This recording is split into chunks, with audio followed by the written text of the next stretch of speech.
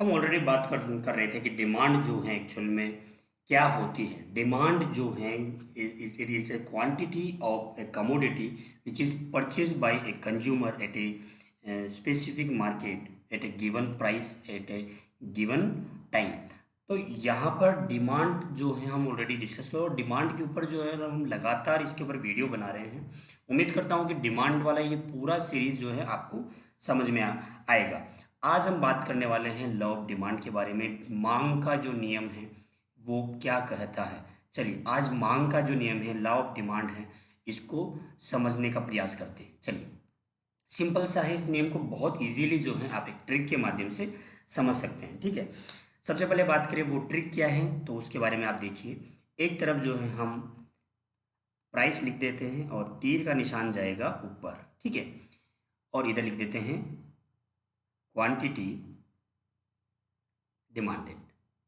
ठीक है, तो यहाँ पर प्राइस जाएगा, ये क्वांटिटी जाएगी नीचे की तरफ, तो तीर का निशान हो जाएगा नीचे की तरफ। आप देख पा रहे हैं एक रिलेशन है इनके बीच में, फंक्शनल रिलेशनशिप है कि इनके बीच में, quantity demanded of a commodity and its unit price. यानी कि अगर किसी भी कमोडिटी का प्राइस इंक्रीज होता है तो उस कंडीशन में उसकी क्वांटिटी डिमांडेड जो है वो क्या हो जाएगी, डिक्रीज हो जाएगी। इसके अलावा एक और जो है रिलेशन वो उल्टा हो जाएगा इसका, इनवर्स, कि जब भी तीर का निशान नीचे आ रहा है यानी कि यूनिट प्राइस जो है वो डिक्रीज हो रही है, उस कंडीशन में क्वांटिटी डिमांडेड जो है वो क्या हो जाएगी, वो इंक्रीज हो जाएगी। क्वांटिटी डिमांडेड क्या हो जाएगी, इंक्रीज हो जाएगी। तो क्या है कि law of demand explain the functional relationship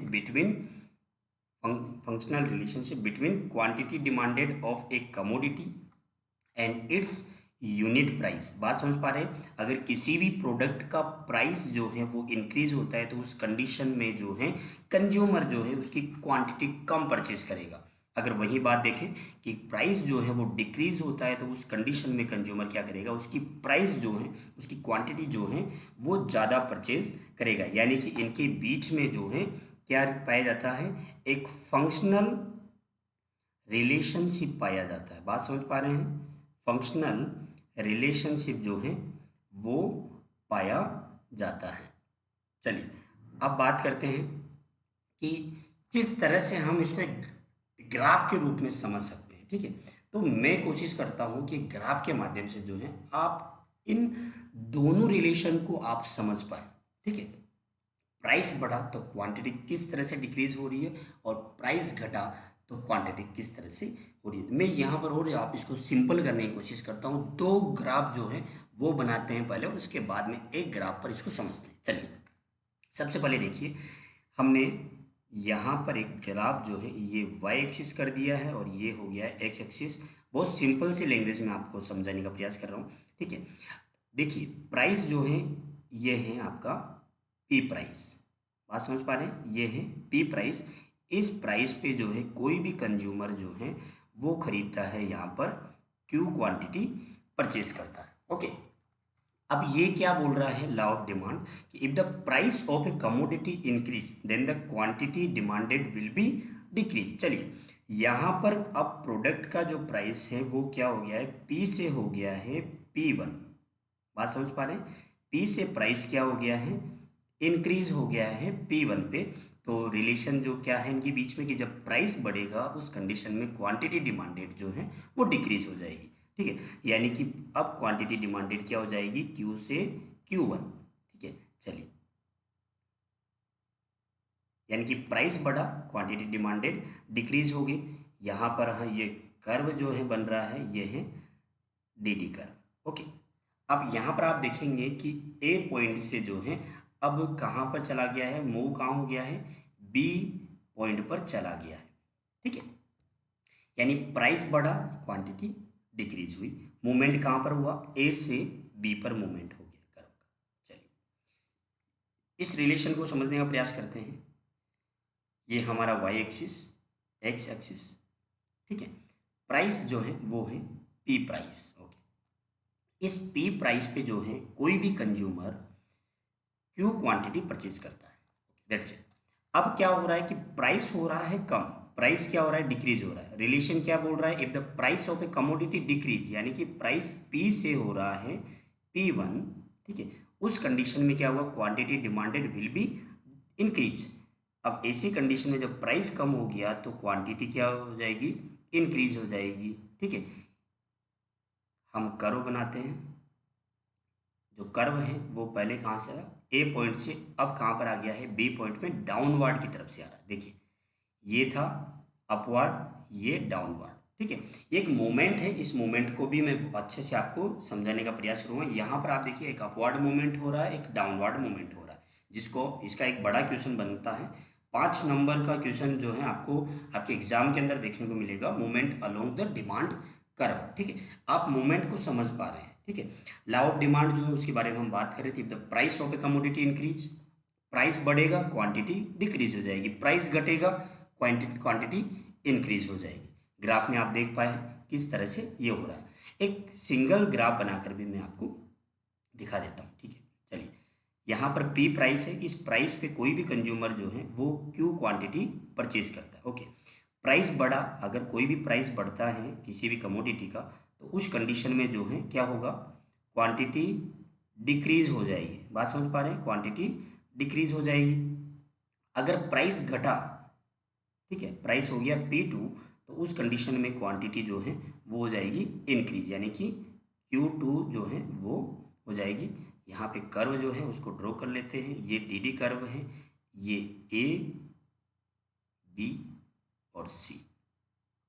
ठीक है, यहाँ पर आप देखिए एक मोमेंट ऐसे गया, एक मोमेंट इस तरह से, यानी कि लॉ ऑफ डिमांड जो है वो सिंपल सा आपको ये समझाना चाहता है कि प्राइस बढ़ गया है किसी भी कमोडिटी का तो क्वांटिटी डिक्रीज हो जाएगी, प्राइस घट गया है तो क्वांटिटी इंक्रीज हो जाएगी। बात समझ पा रहे हैं? चलिए, ये चीज़ अगर आप समझ पा गए तो यहाँ पर क्या होगा, दो चीज़ें आपको देखने को मिलेगी।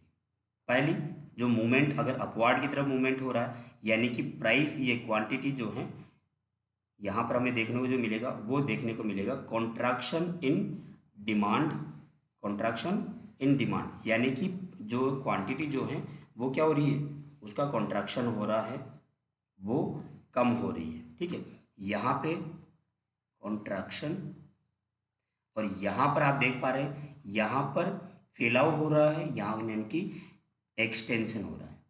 ठीक है, इस तरह की चीज़ आपको डिमांड कर्व पर देखने को मिलेगी। ठीक है, अब इसको जो है आप थोड़ा सा लैंग्वेज में जो है आप समझने का प्रयास करें कि rise in the price of a commodity और services is followed by a reduction, यानी कि किसी भी पर्टिकुलर कमोडिटी की प्राइस जो है इंक्रीज होती है, rise in the price of a commodity और services followed by reduction in the quantity demanded, and fall in the price is followed by extension in demand while other condition remaining constant। ठीक है, increase price tend to contract demand and falling price extend it। ये जो है आपको language जो है बहुत अच्छे से समझ में आ गई होगी अब तक। ठीक है, यानी कि इनके बीच में है ना, प्राइस और कमोडिटी के बीच में जो है रिलेशन जो होता है वो क्या होता है, इनवर्स रिलेशन होता है। क्या, कौन सा रिलेशन होता है इनके बीच में, इनवर्स रिलेशन होता है। अगर बढ़ेगा तो घटेगा, घटेगा तो बढ़ेगा, इनवर्स रिलेशन जो है होता है। अदर थिंग्स जो होती है वो क्या होती है, एकल होती है। The tendency of the consumer is buy to more quantity of a commodity at lower price than what he buy at a higher price. समझ पा रहे हैं बात को? कोई भी कंज्यूमर जो है वो ज़्यादा प्राइस पे ज़्यादा क्वांटिटी परचेज नहीं करेगा, उसका माइंड सेट होता है प्राइस कम हुआ मैं ज़्यादा खरीदूंगा, प्राइस बढ़ा मैं कम खरीदूंगा। ठीक है, कुछ एजप्शंस हैं उनके बारे में हमें पता होना चाहिए। जैसे पहला, गिवन गुड्स। ठीक है, गिवन गुड्स जो है यानी कि इन्फीरियर गुड्स, इन्फीरियर गुड्स। अब इन्फीरियर गुड्स जो हैं अगर उनका प्राइस जो है, इन्फीरियर गुड्स जो हैं अगर उनका प्राइस बढ़ जाता है, मान के चलिए कि कोई भी व्यक्ति है, एक फार्मर है, अब वो फार्मर जो है वो मान के चलिए कि बाजरा जो है वो खाता है, बाजरा जो है खाता है। अगर उसका प्राइस इंक्रीज हो गया तो वो क्या करेगा, क्योंकि उसको जितना खाना है उसके लिए वो उतनी ही क्वांटिटी परचेज करेगा। ठीक है, लेकिन अगर बाजरे की प्राइस जो है वो कम हो गई, बाजरे की प्राइस कम हो गई, उस कंडीशन में वो फार्मर क्या करेगा, क्योंकि इसका प्रभाव दूसरी कमोडिटी में भी पड़ता है, तो वो क्या करेगा कि अपने आप को शिफ्ट करके वो जो सुपीरियर जो गुड्स हैं, ठीक है, सुपीरियर जो गुड्स हैं, फूड अदर जो फूड ग्रेन्स हैं, अदर जो फूड ग्रेन्स हैं, इन फूड ग्रेन्स को जो है वो परचेज करेगा। समझ पा रहे हैं? यानी कि ऐसा नहीं कि बाजरे का प्राइस डाउन होने की वजह से वो ज़्यादा क्वांटिटी में परचेज करेगा, नहीं, एक्चुअल में वो उसके इनकम इतनी कम है कि वो बाजरा परचेज कर पा रहा है, ठीक है। लेकिन अगर बाजरे की प्राइस कम हो गई तो वो क्या करेगा, सुपीरियर जो फूड ग्रेन्स हैं उन पे अपने पैसे को स्पेंड करेगा, ठीक है। तो this lead to a contraction of demand for bajra even thought there is fall in the price of itself, ठीक है। बाजरे की प्राइस कम होने के बावजूद भी वो उसकी ज़्यादा क्वांटिटी परचेज नहीं कर रहा, वो क्या कर रहा है, अपने आप को शिफ्ट कर रहा है टू परचेज सुपीरियर गुड्स या to spend on superior goods, ठीक है। चलिए दूसरी अगर हम बात करें तो यहाँ पर पेस्टिजियस पेस्टिजियस गुड्स। तो पेस्टिजियस जो गुड्स की अगर हम बात करें तो पेस्टिजियस गुड्स में अगर प्राइस में जो है परिवर्तन होता है, जैसे प्राइस जो है वो इंक्रीज होता है या फिर प्राइस जो है वो डिक्रीज होता है, दोनों ही कंडीशन में जो है क्या होगा, क्योंकि कंज्यूमर जो होता है, हर कंज्यूमर इनको परचेज करने के लिए जो है वो क्या होता है कि एबल नहीं होता है, कैपेबल नहीं होता है। जैसे मान के चलिए कि डायमंड जो है, अब डायमंड जो है, इस डायमंड का प्राइस जो है वो क्या हो गया, बढ़ गया या फिर घट गया, ठीक है। जबकि डिमांड का नियम बोल रहा है कि प्राइस घटेगा तो क्वांटिटी ज़्यादा परचेज की जाएगी, लेकिन डायमंड की अगर प्राइस में जो है परिवर्तन हो जाता है तो उस कंडीशन में जो है ऐसा नहीं कि इसकी क्वांटिटी को ज़्यादा परचेज किया जाए, ठीक है। यानी कि जो रिच पर्सन है, यानी कि अगर हम डायमंड की बात करें तो rich person purchase as a possession of the same is prestigious to them, even उनकी प्राइस में अगर परिवर्तन हो रहा है, प्राइस गिर रहा है, ज़्यादा हो रहा है, तो वहाँ पर ऐसा मांग का ना नियम जो है, लॉ ऑफ डिमांड जो है वो काम करने वाला नहीं है। डायमंड की प्राइस में अगर परिवर्तन हो गया तो भी उसकी जो डिमांड है, क्वांटिटी है, वो इंक्रीज नहीं होगी या उसका डिक्रीज, ऐसा कुछ ज़्यादा प्रभाव जो है वो देखने को नहीं मिलेगा, ठीक है। चलिए आगे एक और एक्सेप्शन के बारे में बात कर लेते हैं, high priced commodities.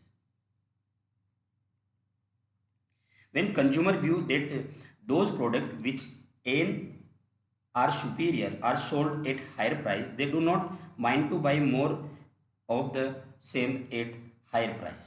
When the consumer view that those products which are superior are sold at higher price, they don't mind to buy more of the same at higher price. उनको actually में क्या है कि जो जो superior goods हैं अगर higher price पे भी हैं तो भी उनको ऐसा कुछ माइंड उनका ऐसा नहीं होता, ठीक है। उनको जो सुपीरियर गुड्स परचेज करना वो परचेज करेगा, ठीक है। Fear of shortage, fear of shortage, ये एक्चुअली में ये बहुत अच्छा एग्जाम्पल है, ठीक है, एक्सेप्शन है किसका, लॉ ऑफ डिमांड का, फियर ऑफ शॉर्टेज। क्या होता है कि आप जो है, जब आपको ये डर लगे कि भाई आने वाले भविष्य के अंदर, फ्यूचर के अंदर किसी भी चीज़ का जो है क्या होने वाला है, शॉर्टेज होने वाला है, तो उस कंडीशन में जो है कंज्यूमर क्या करता है कि वो ज़्यादा क्वांटिटी बाय करने को तैयार हो जाता है, जबकि उसका ऑलरेडी प्राइस जो है वो इंक्रीज हो रहा है। यानी कि प्राइस इंक्रीज होने के बावजूद भी क्या करता है, वो ज़्यादा क्वांटिटी जो है वो ज़्यादा बाई करता है, quantity more quantity buy consumer, ठीक है। यानी कि if the existing price is higher and it is expected to increase further consumer would be buy more of it even at higher price. यानी कि ज़्यादा प्राइस पे भी जो कंज्यूमर जो है ज़्यादा क्वांटिटी परचेज करने को, क्योंकि उसको पता है कि फेयरिंग ऑफ द शॉर्टेज, क्योंकि उसको लगता है कि ऐसा होगा, ये शॉर्ट हो जाएगा, इसकी कमी हो जाएगी, तो वो उस पर्टिकुलर कमोडिटी की जो है प्राइस ज़्यादा होने के बावजूद भी जो है ज़्यादा क्वांटिटी परचेज करता है। बात समझ में आई होगी। वीडियो अच्छा लगा तो वीडियो को जरूर लाइक कीजिएगा और इसी तरह से बने रहिए, बहुत सारे वीडियोस जो हैं आपके लिए आने वाले हैं। Thank you so much.